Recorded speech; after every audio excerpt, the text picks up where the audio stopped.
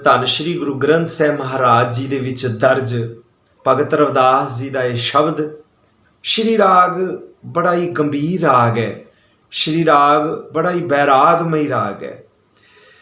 ਧੰਨ ਗੁਰੂ ਅਰਜਨ ਪਾਤਸ਼ਾਹ ਮਹਾਰਾਜ ਨੇ ਚੋਣ ਕੀਤੀ ਹੈ ਕਿ ਸ਼੍ਰੀ ਰਾਗ ਦੇ ਵਿੱਚ ਭਗਤ ਜੀ ਦੇ ਇਸ ਸ਼ਬਦ ਨੂੰ ਦਰਜ ਕੀਤਾ ਹੈ। ਇਹ ਬੜਾ ਹੀ ਬੈਰਾਗਮਈ ਭਾਵ ਆਪਣੇ ਆਪ ਵਿੱਚ ਲੈ ਕੇ ਬੈਠਾ ਹੈ। ਇਸ ਕੁਦਰਤ ਦੇ ਵਿੱਚ ਪਰਮਾਤਮਾ ਅਕਾਲ ਪੁਰਖ ਵਾਹਿਗੁਰੂ ਦੇ ਕੁਝ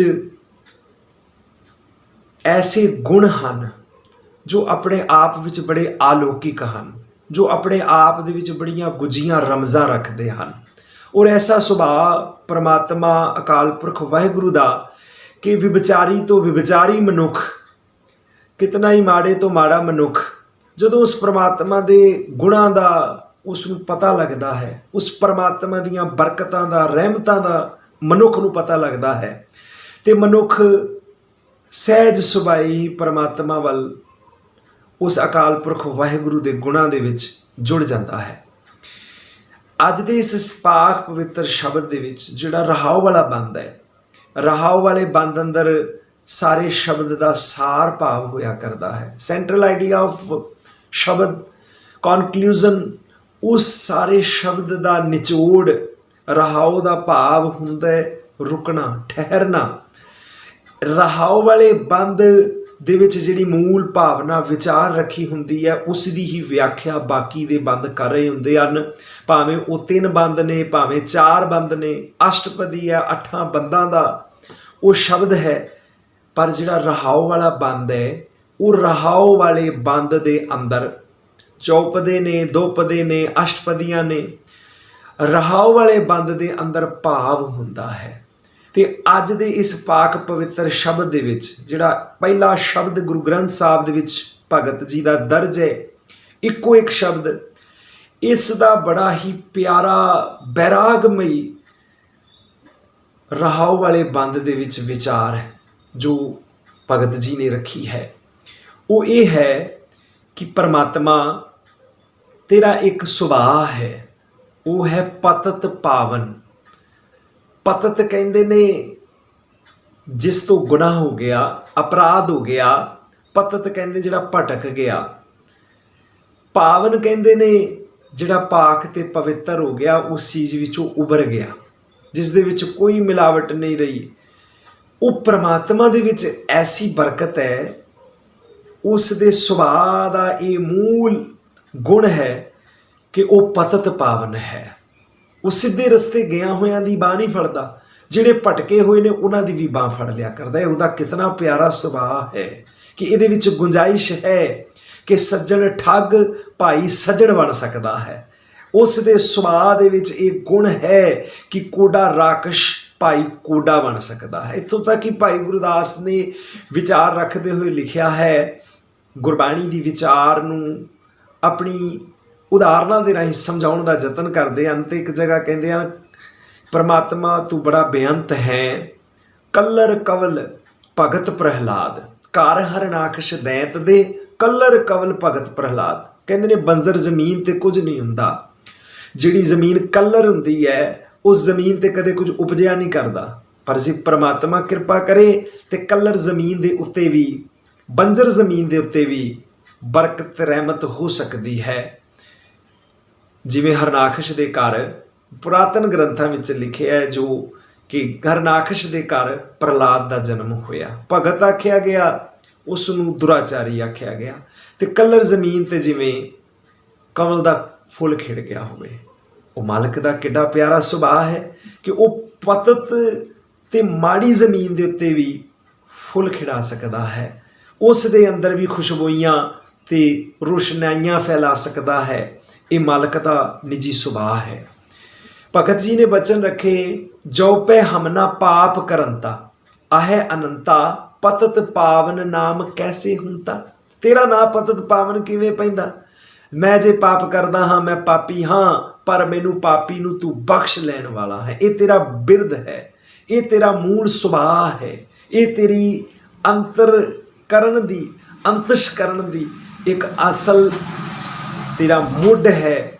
तेरी बेसिक है, तेरा फंडामेंटल है, जिहड़ा तेरा अंदर दा भाव है वो सदा सारिਆਂ ਨੂੰ बख्श लैण वाला है, बख्शिंद है। ਆਪਾਂ ਇਸ ਨੂੰ ਇੱਕ ਉਦਾਹਰਨ ਦੇ ਰਾਹੀਂ ਸਮਝੀਏ। ਇਹ ਕੁਦਰਤ ਦੇ ਵਿੱਚ ਜਿਤਨੇ ਵੀ ਲੋਕ ਨੇ ਉਹਨਾਂ ਸਾਰਿਆਂ ਦੇ ਵਿੱਚ ਇਹ ਸੁਭਾਅ ਕੰਮ ਕਰਦਾ ਹੈ। ਸਭ ਤੋਂ ਪਹਿਲਾਂ ਜਿੱਥੇ ਬੱਚੇ ਦਾ ਜਨਮ ਹੁੰਦਾ ਹੈ, ਜਿਨ੍ਹਾਂ ਦੀ ਗੋਦ ਵਿੱਚ ਖੇਡਦਾ ਹੈ, ਜਿਨ੍ਹਾਂ ਦੀ ਉਂਗਲ ਫੜ ਕੇ ਤੁਰਨਾ ਸਿੱਖਦਾ ਹੈ, ਭਾਵ ਮਾਤਾ ਪਿਤਾ, ਮਾਂ ਪਿਓ। ਮਾਤਾ ਪਿਤਾ ਆਪਣੇ ਬੱਚੇ ਦੇ ਵਿੱਚ ਅਵਗੁਣ ਵੇਖ ਰਹੇ ਨੇ। ਮਾਤਾ ਪਿਤਾ ਵੇਖ ਰਹੇ ਨੇ ਕਿ ਮਾੜੀ ਸੰਗਤ ਵਿੱਚ ਵੀ ਪੈ ਰਹੇ ਹੈ। ਮਾਤਾ ਪਿਤਾ ਵੇਖ ਰਹੇ ਨੇ ਕਿ ਮਾੜਾ ਕੰਮ ਵੀ ਕਰ ਰਿਹਾ, ਕਰਮ ਵੀ ਕਰ ਰਿਹਾ ਹੈ। ਇਹ ਮਾਤਾ ਪਿਤਾ ਵੇਖ ਰਹੇ ਨੇ ਮਾੜੇ ਸੰਸਕਾਰ ਵੀ ਬਣ ਰਹੇ ਨੇ। ਪਰ ਮਾਤਾ ਪਿਤਾ ਕਦੇ ਵੀ ਆਸ ਨਹੀਂ ਛੱਡਦੇ ਕਿ ਇਹ ਬੱਚਾ ਦੁਬਾਰਾ ਤੋਂ ਸੁਧਰੇਗਾ ਨਹੀਂ। ਉਹਦੇ ਸੁਧਰਨ ਵਾਸਤੇ ਉਹ ਯਤਨ ਵੀ ਕਰਦੇ ਨੇ, ਉਹਦੇ ਸੁਧਰਨ ਵਾਸਤੇ ਉਹ ਅਨੇਕਾਂ ਤਰ੍ਹਾਂ ਦਾ ਉਪਰਾਲਾ ਵੀ ਕਰਦੇ ਨੇ। ਔਰ ਆਖਿਰ ਉਹਨਾਂ ਦੇ ਅੰਦਰ ਇਹ ਉਮੀਦ ਬਣੀ ਰਹਿੰਦੀ ਹੈ ਕਿ ਸਾਡਾ ਬੱਚਾ ਕਿਤੇ ਨਾ ਕਿਤੇ, ਕਦੇ ਨਾ ਕਦੇ ਜ਼ਰੂਰ ਸੁਧਰੇਗਾ, ਸੁਧਾਰ ਹੋਵੇਗਾ। ਔਰ ਜਿਵੇਂ ਜਿਵੇਂ ਸੁਧਾਰ ਹੁੰਦਾ ਹੈ, ਜਿਨ੍ਹਾਂ ਗੱਲਾਂ 'ਤੇ ਸੁਧਾਰ ਹੁੰਦਾ ਹੈ, ਉੱਥੇ ਉਹਨਾਂ ਨੂੰ ਬਖਸ਼ਿਸ਼ ਵੀ ਮਿਲਦੀ ਹੈ। ਅਤੇ ਜਿੱਥੇ ਸੁਧਾਰ ਨਹੀਂ ਹੁੰਦਾ ਉਹਨਾਂ ਰਸਤਾ ਰਹਿ ਜਾਂਦਾ। ਪਰ ਮਾਤਾ ਪਿਤਾ ਸਦਾ ਇਹ ਸੋਚਦੇ ਨੇ। ਇੱਕ ਹੋਰ ਉਦਾਹਰਨ, ਕੋਈ ਵੀ ਦੇਸ਼ ਹੈ, ਕੋਈ ਵੀ ਮੁਲਕ ਹੈ, ਭਾਵੇਂ ਅੱਜ ਹੈ, ਭਾਵੇਂ ਵੈਦਿਕ ਕਾਲ ਦੇ ਵਿੱਚ ਸੀ, ਭਾਵੇਂ ਮੌਰਿਆ ਕਾਲ ਦੇ ਵਿੱਚ ਸੀ, ਮੁਗਲਾਂ ਦੇ ਕਾਲ ਦੇ ਵਿੱਚ ਸੀ, ਅੰਗਰੇਜ਼ਾਂ ਦੇ ਕਾਲ ਦੇ ਵਿੱਚ ਸੀ, ਸਿੱਖਾਂ ਦੇ ਰਾਜ ਵਿੱਚ ਸੀ, ਜਾਂ ਅੱਜ ਹੈ, ਜਾਂ ਕੋਈ ਵੀ ਉਹ ਮੁਲਕ ਹੈ, ਸਾਡਾ ਮੁਲਕ ਹੈ, ਕੈਨੇਡਾ ਹੈ, ਅਮਰੀਕਾ ਹੈ, ਹਰ ਇੱਕ ਦੇਸ਼ ਦਾ ਇੱਕ ਕਾਨੂੰਨ ਹੈ। ਉਸ ਕਾਨੂੰਨ ਦੇ ਤਹਿਤ, ਉਸ ਨਿਯਮਾਂ ਦੇ ਤਹਿਤ ਜੇ ਕੋਈ ਅਪਰਾਧ ਕਰਦਾ ਹੈ, ਜੇ ਕੋਈ ਗੁਨਾਹ ਕਰਦਾ ਹੈ, ਜੇ ਕੋਈ ਉਹਨਾਂ ਨਿਯਮਾਂ ਦੀ ਉਲੰਘਣਾ ਕਰਦਾ ਹੈ, ਉਹਨਾਂ ਨਿਯਮਾਂ ਨੂੰ ਤੋੜਦਾ ਹੈ, ਅਤੇ ਉਸ ਦੇ ਲਈ ਸਜ਼ਾ ਹੁੰਦੀ ਹੈ। ਜੇਲਾਂ ਹੁੰਦੀਆਂ ਨੇ, ਉਸ ਜੇਲ੍ਹ ਦੇ ਵਿੱਚ ਉਹਨਾਂ ਨੂੰ ਪਾਇਆ ਜਾਂਦਾ ਹੈ। ਪਰ ਐਸਾ ਨਹੀਂ ਕਿ ਜੇ ਕਿਸੇ ਨੇ ਕੋਈ ਗੁਨਾਹ ਕੀਤਾ ਹੈ ਅਤੇ ਉਸ ਨੂੰ ਪਹਿਲੇ ਦਿਨ ਹੀ ਫਾਂਸੀ ਦੇ ਦਿੱਤੀ ਜਾਏ ਜਾਂ ਉਸ ਨੂੰ ਕਤਲ ਕਰਾ ਦਿੱਤਾ ਜਾਏ। ਇਸ ਤਰ੍ਹਾਂ ਨਹੀਂ ਹੁੰਦਾ। ਗੁਨਾਹ ਨੂੰ ਵੀ ਕੈਟੇਗਰੀਜ਼ ਦੇ ਵਿੱਚ ਵੰਡਿਆ ਗਿਆ ਕਿ ਕਿਹੜਾ ਗੁਨਾਹ ਕਿਤਨਾ, ਉਹਦੀ ਸਜ਼ਾ ਕਿਤਨੀ, ਉਹਨੂੰ ਫਿਰ ਕਿਤਨੀ ਦੇਰ ਤੱਕ ਸਜ਼ਾ ਮਿਲੇਗੀ। ਉਹ ਸਜ਼ਾ ਵੀ ਇਸ ਲਈ ਦਿੱਤੀ ਜਾਂਦੀ ਹੈ, ਕਿਸੇ ਨੂੰ 4 ਸਾਲ, ਕਿਸੇ ਨੂੰ 4 ਮਹੀਨੇ, ਕਿਸੇ ਨੂੰ 7 ਸਾਲ। ਉਹ ਇਸ ਕਰਕੇ ਸਜ਼ਾ ਦਿੱਤੀ ਜਾਂਦੀ ਹੈ ਕਿ ਇਤਨੇ ਸਮੇਂ ਦੇ ਵਿੱਚ ਇਹ ਸੁਧਰ ਜਾਵੇ, ਇਸ ਨੂੰ ਇਹ ਰਿਅਲਾਈਜ਼ ਹੋਵੇ, ਇਸ ਨੂੰ ਇਸ ਗੱਲ ਦਾ ਪਛਤਾਤਾਪ ਹੋਵੇ, ਉਸ ਨੂੰ ਇਸ ਗੱਲ ਦਾ ਪਛਤਾਵਾ ਹੋਵੇ ਕਿ ਮੈਂ ਇਹ ਗੁਨਾਹ ਕੀਤਾ ਸੀ, ਇਹ ਅਪਰਾਧ ਕੀਤਾ ਸੀ, ਅਤੇ ਇਸ ਗੁਨਾਹ ਦੀ ਸਜ਼ਾ ਮੈਨੂੰ ਇਤਨੇ ਸਾਲ ਮਿਲੀ ਹੈ। ਅਤੇ ਕਈ ਵਾਰੀ ਇਸ ਤਰ੍ਹਾਂ ਵੀ ਵੇਖਿਆ ਜਾਂਦਾ ਹੈ ਕਿ ਅੰਦਰ ਜਾ ਕੇ ਜਿਹੜੇ ਜੇਲ੍ਹ ਕੱਟਦੇ ਨੇ ਉਹਨਾਂ ਦੇ ਸੁਭਾਅ ਵਿੱਚ ਤਬਦੀਲੀ ਆਉਂਦੀ ਹੈ, ਔਰ ਉਹ ਆਪਣਾ ਉੱਥੇ ਫਰਜ਼ਾਂ ਨੂੰ ਫੋਲੋ ਕਰਦੇ ਨੇ ਅਤੇ ਉਹਨਾਂ ਨੂੰ ਛੇਤੀ ਰਿਹਾ ਵੀ ਕਰ ਦਿੱਤਾ ਜਾਂਦਾ ਹੈ। ਉਹਨਾਂ ਦਾ ਕਰੈਕਟਰ ਵੇਖਦਿਆਂ ਹੋਇਆਂ, ਉਹਨਾਂ ਦੇ ਅੰਦਰ ਆਏ ਸੁਧਾਰ, ਉਹਨਾਂ ਦੇ ਅੰਦਰ ਆਏ ਪਛਤਾਵੇ ਨੂੰ ਵੇਖਦਿਆਂ ਹੋਇਆਂ। ਸੋ ਇਹ ਆਮ ਨਿਯਮ ਕਾਨੂੰਨਾਂ ਦੇ ਵਿੱਚ ਪੁਰਾਤਨ ਸਮੇਂ ਦੇ ਵਿੱਚ ਜਿਹੜਾ ਵੈਦਿਕ ਕਾਲ, ਮੌਰਿਆ ਕਾਲ ਸੀ, ਉਸ ਵੇਲੇ ਆਪਾਂ ਇਤਿਹਾਸ ਪੜ੍ਹਦੇ ਹਾਂ ਅਤੇ ਜੇਲ੍ਹਾਂ ਨੂੰ ਸੁਧਾਰ ਗ੍ਰਹਿ ਆਖਿਆ ਜਾਂਦਾ ਸੀ, ਸੁਧਾਰ ਘਰ ਆਖਿਆ ਜਾਂਦਾ ਸੀ। ਭਾਵ ਉਹ ਜਗ੍ਹਾ ਜਿੱਥੇ ਸੁਧਰਨ ਦਾ ਮੌਕਾ ਦਿੱਤਾ ਜਾ ਸਕੇ, ਰਿਅਲਾਈਜ਼ ਕਰਾਇਆ ਜਾ ਸਕੇ। ਸਜ਼ਾ ਵੀ ਇਸ ਕਰਕੇ ਦਿੱਤੀ ਹੈ ਕਿ ਇਹ ਸਮਝ ਸਕੇ ਕਿ ਮੇਰੇ ਤੋਂ ਗੁਨਾਹ ਹੋਇਆ ਸੀ। ਸੋ ਇਹ ਸੁਭਾਅ ਮਾਤਾ ਪਿਤਾ ਦੇ ਵਿੱਚ ਕੰਮ ਕਰਦਾ ਹੈ। ਇਹ ਸੁਭਾਅ ਟੀਚਰਸ ਦੇ ਵਿੱਚ, ਗੁਰੂਆਂ ਦੇ ਵਿੱਚ, ਉਸਤਾਦਾਂ ਦੇ ਵਿੱਚ। ਉਸਤਾਦ ਜਾਣਦਾ ਹੈ 50 ਬੱਚਿਆਂ ਦੇ ਵਿੱਚੋਂ ਇਹ 5 ਬੱਚੇ ਕਮਜ਼ੋਰ ਹਨ, ਪਰ ਉਸ ਦੀ ਇਹ ਭਾਵਨਾ ਹਮੇਸ਼ਾ ਰਹਿੰਦੀ ਕਿ ਇਹ 5 ਬੱਚੇ ਵੀ ਉਹਨਾਂ 45 ਦੇ ਬਰਾਬਰ ਆ ਜਾਣ। ਕਿਸ ਤਰ੍ਹਾਂ ਇਹ ਵੀ ਪਾਸ ਹੋ ਜਾਣ, ਕਿਸ ਤਰ੍ਹਾਂ ਇਹ ਵੀ ਜ਼ਿੰਦਗੀ ਵਿੱਚ ਇਹ ਭਟਕ ਨਾ ਜਾਣ। ਮਾਤਾ ਪਿਤਾ, ਉਸਤਾਦ, ਜੇਲਾਂ, ਨਿਯਮ ਕਾਨੂੰਨ ਕਿਸੇ ਵੀ ਦੇਸ਼ ਜਾਂ ਮੁਲਕ ਦੇ ਹਰ ਇੱਕ ਆਸ ਦੇ ਵਿੱਚ ਬੱਝਿਆ ਹੋਇਆ ਹੈ ਕਿ ਸੁਧਾਰ ਹੋ ਜਾਵੇ। ਇੱਥੋਂ ਤੱਕ ਕਿ ਕੁਦਰਤ ਵੀ ਇਸ ਦੇ ਵਿੱਚ ਆਪਣਾ ਫਰਜ਼ ਅਦਾ ਕਰਦੀ ਹੈ। ਕੁਦਰਤ ਪਰਮਾਤਮਾ ਦਾ ਸਾਕਸ਼ਾਤ ਰੂਪ ਹੈ। ਕੁਦਰਤ ਪਰਮਾਤਮਾ ਦਾ ਉਹ ਸਾਕਸ਼ਾਤਕਾਰ ਹੈ ਜਿਸ ਦੇ ਵਿੱਚ ਪਰਮਾਤਮਾ ਆਪ ਵਸ ਰਿਹਾ, ਜਿਹਦੇ ਵਿੱਚ ਉਹ ਆਪ ਰਹਿ ਰਿਹਾ। ਪਰਮਾਤਮਾ ਆਖਰ ਸਭ ਦੇ ਵਿੱਚ ਹੀ ਹੈ ਨਾ। ਸਭ ਗੋਬਿੰਦ ਹੈ, ਸਭ ਗੋਬਿੰਦ ਹੈ, ਗੋਬਿੰਦ ਬਿਨ ਨਹੀਂ ਕੋਏ। ਸਭੈ ਘਟ ਰਾਮ ਬੋਲੇ, ਰਾਮਾ ਬੋਲੇ ਰਾਮ ਬਿਨਾ ਕੋ ਬੋਲੇ ਰੇ। ਘਟ ਘਟ ਮਾਲਕ ਦਿਲਾਂ ਕਾ, ਸੱਚਾ ਪਰਵਰਦਿਗਾਰ। ਸੱਚ ਇਹ ਹੈ ਕਿ ਜ਼ਰਰੇ ਜ਼ਰਰੇ, ਕਣ ਕਣ ਦੇ ਵਿੱਚ ਉਹ ਪਰਮਾਤਮਾ ਆਪ ਹੀ ਹੈ। ਉਹ ਪਰਮਾਤਮਾ ਵਾਹਿਗੁਰੂ ਆਪ ਹੀ ਵਸ ਰਿਹਾ। ਸੋ ਸਾਹਿਬ ਸੱਚੇ ਪਾਤਸ਼ਾਹ ਮਹਾਰਾਜ ਕੁਦਰਤ 'ਚ ਵੀ ਕੰਮ ਕਰਦੇ ਨੇ। ਸਾਡੇ ਕਿਸੇ ਸਰੀਰ ਦੇ ਹਿੱਸੇ ਦੇ ਵਿੱਚ ਜ਼ਖਮ ਹੋ ਜਾਂਦਾ ਹੈ, ਅਸੀਂ ਉਹਦੇ 'ਤੇ ਮਰਮ ਪੱਟੀ ਵੀ ਨਹੀਂ ਕਰਦੇ, ਪਰ ਆਪਾਂ ਵੇਖਦੇ ਹਾਂ ਕਿ ਸਾਡੇ ਸਰੀਰ ਦੇ ਵਿੱਚ ਹੀ ਐਸੇ ਗੁਣ ਨੇ ਕਿ ਸਹਿਜੇ ਸਹਿਜੇ ਉਹ ਜ਼ਖਮ ਭਰਨ ਲੱਗਦਾ ਹੈ, ਸਹਿਜੇ ਸਹਿਜੇ ਉਹ ਜ਼ਖਮ खत्म हो जाता है, मुक जाता है। उहदी कोई दवा नहीं, कोई दारू नहीं की, कोई मरम पट्टी नहीं की, खुली हवा, खुला तापमान ही शरीर दे विच कुछ इस तरह कुदरत ने बनाया कि वो अपने आप विच ठीक होंदी है। बाहर दे दरखत ने, जानवरों का शरीर है, या दरखत ने दरख्तां नूं कुहाड़े दे नाल कट लिया, टुक दिता, कुछ दिन उहदे विचों रसायन भी निकलिया, वो कुछ दिन नज़र भी आंदा रहा टक, पर सहजे सहजे फिर भर गया, वो अपने आप दे विच दरख्त ने उसनूं भर लिया। इस तरह कुदरत दे विच भी ये गुण ने, ये सुभाव है, मूल सुभाव परमात्मा दा कि वो पतित पावन है। वो इंतज़ार करता है कि कदों इंसान नूं पछतावा होवे ते वो वापस मुड़ सके। हुण इसे रहाओ वाले बंद दी विचार पहला बंद इस तरीके नाल कर रहा, और उहदे विच उदाहरणां भी दित्तियां जा रही ने कि किस तरीके नाल इंसान दा जीवन, जिंदगी मोड़ा वो खा जाती है। पहला बंद फिर इसे शब्द की विचार करते कहते, तो ही मोही मोही तो ही अंतर कैसा तेरे मेरे, मेरे ते तेरे विचकार। भगत जी कहते परमात्मा फर्क की है, भेद की है, अंतर की है। अंतर दे दो तीन भाव जिहड़े प्रोफैसर साहब सिंह होरां लिखे हुए ने, टीकाकारां ने, कि अंतर, भेद, फर्क। परमात्मा तेरे ते मेरे विचकार फर्क की है? कोई फर्क नहीं है। जिस तरह सोने दे भंडार दे विचों एक सोने दा कंगन बना के मैं हाथ विच पा लवां, पर एक कंगन निकलिया ते सोने दे भंडार विचों ही है। जिस तरह पानी दे विचों लहरां उठदियां ने, लगदियां ने कि वखरियां ने, कंढे दे उत्ते किनारे दे उत्ते खड़े कोई मनुख नूं लगदियां ने कि ये वखरियां ने, पर सच ये है वो वखरियां नहीं। जदों वापस मोड़ा खा के समंदर विच विलीन हो जांदियां ने, दूरों दिसदा है समंदर दे कंढे ते खड़ के कि समंदर वखरा है ते समंदर दीयां लहरां वखरियां ने, पर सच ये है कि वो वापस जदों मोड़ा खा के जांदियां ने ते वो पानी दे विच ही मिल जांदियां ने। कनक कटक जल तरंग जैसा, तरंग कहंदे ने लहरां, जल दे विचों ही उठियां, वो वखरियां लग रही सन, पर मोड़ा खा के जदों वापस गईयां वो फिर विलीन हो गईयां। हुण हुंदा कि इस उदाहरण नूं समझो, भगत जी ने पहले बंद विच उदाहरण दित्ती है, जदों लहरां कंढे वल नूं जांदियां ते मैलियां हो जांदियां, उन्हां विच कुछ गंदगी, कुछ रेतीले, कुछ मिट्टी दे कण मिल जांदे ने, पर वो वापस जदों समंदर दे विच वापस विलीन हुंदियां ने ते वो फिर वॉश हो जांदियां ने, फिर साफ हो जांदियां ने। इसे तरह जदों इंसान, परमात्मा ने जिस इंसान नूं इंसान बना के भेजा, वो अपने इंसानी हक हलूल छड्ड के, अपने मनुखा वाले कर्म छड्ड के, मनुखा वाला सुभाव छड्ड के, जो मनुख का सुभाव होना चाहिए,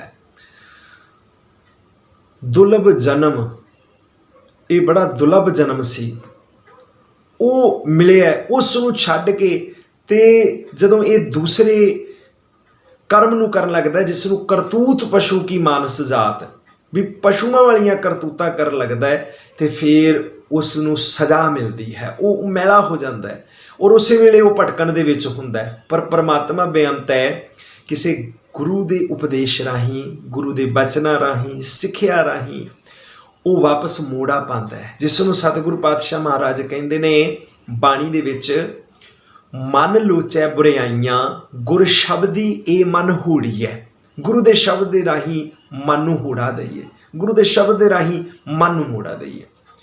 एक उदाहरण बड़ी प्यारी इतिहास दे विचों समझण वाली है। पतित पावन सुभाव, वड्डा दिल चाहिए, वड्डा दिल चाहिए। फरीदा बुरे दा भला कर, गुस्सा मन ना हंडाए, देही रोग न लग गई, पल्ले सब किछ पाए। जे कोई माफ़ी मंगी गया, कोई पछतावे की अग में साड़ी गया, तो सुभाव इस तरह का ना बना कि उन्होंने बख्शे ना। बहुत वड्डी उदाहरण इतिहास दे विच पई है। 6वें गुरु नानक गुरु हरगोबिंद साहब के दर दे उत्ते बादशाह जहांगीर आ गया। अज उसने महसूस किया दरबार दे विच आके कि मेरे तो गुनाह होया।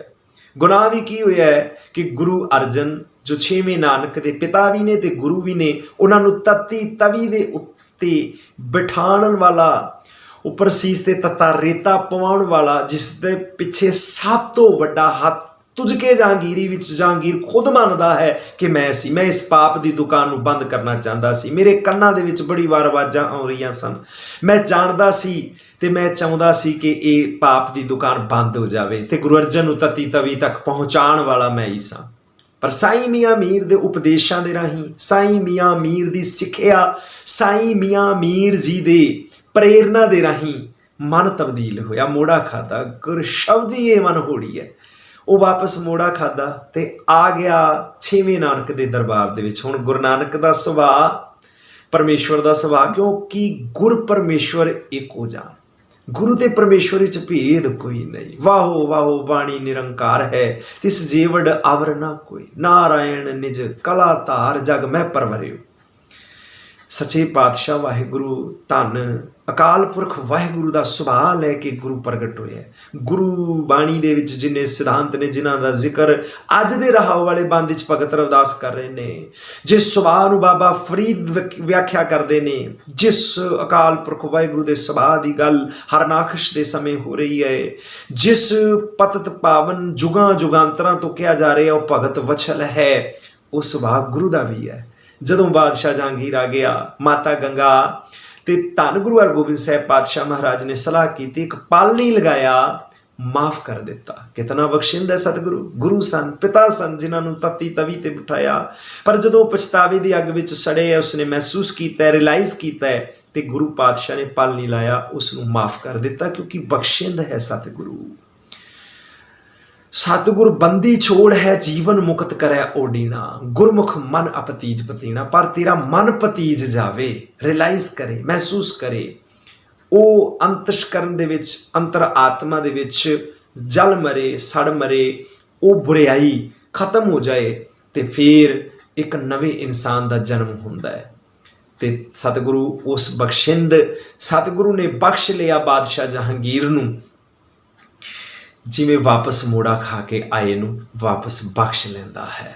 हुण ये सुभाਅ अकाल पुरख वाहिगुरु दा, ये सुभाਅ गुरु दा, ते गुरु दिया सिखा प्रभ ते जन जानी जै जानते स्वामी। फिर जिहड़ा दूसरा बंद जिसनूं शुरू करते हैं, आरंभ करते हैं, तो हुण आ गई गल जिहदे तक ये संदेश, ये पैगाम जिहदे कन्नां तक ये प्रेरणा जावे, जिवें साईं मियाँ मीर दे राहीं ये बादशाह जहांगीर तक पहुँच गई। इस तरह कहते प्रभ ते जन जानी जै, जन ते स्वामी।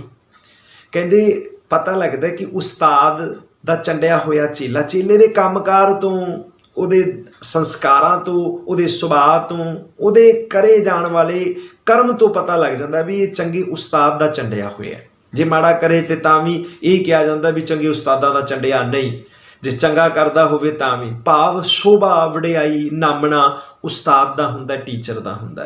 ते जे तेरा गुरु बख्शिंद है, वो अकाल पुरख वाहिगुरु दा सुभाਅ पतत पावन वाला है, बख्शण वाला है, ते तू भी ऐसा जिगरा बनाना है जिसनूं बाबा फरीद कह रहे, फरीदा बुरे दा भला कर, गुस्सा मन ना हंडाए, इनू मन दे विच नहीं हंडाना, माफ कर देना है। ये बख्शिंद सतगुरु गुरु महाराज अज दे इस पाक पवित्र शब्द दे विच अकाल पुरख वाहिगुरु दा सुभाਅ दर्शाउंदे ने। गुरु महाराज उपदेश दे राही हूड़ा खा के अजामल वर्गा पापी, वेखो गुरबाणी दे विच उदाहरणां आंदियां ने, गणका दी उदाहरण आंदी है, गणका वर्गी वैश्या, गणका वर्गी पापण, ये जिक्र आंदा है। अजामल वर्गा पापी ये भी तर जाते हैं, अकाल पुरख वाहिगुरु उन्होंने बख्श लैंदा है।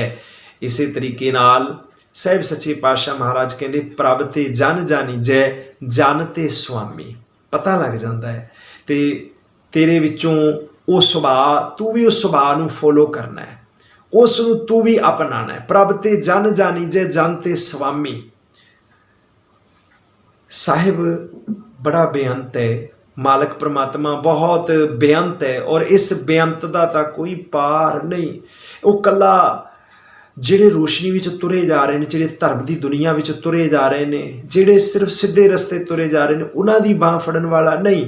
ਜਿਹੜੇ भटके हुए ने अत दे मड़ मलीन, जिन्हां दा मन हो गया है मलीन पई मत वादवा, तेरी गत लखी ना जाए, करो कृपा परम चूकई, मैं सुमत देओ समझाए। जे सुमत मिल जाए, मत सुमत, मत हुंदी है किसे वल्लों दिती प्रेरणा, किसे वल्लों दिता उपदेश, ते सुमत हुंदी है शुभ मत, चंगी मत, चंगे पासे दिती डायरैक्शन, चंगे पासे दिता सुभाਅ।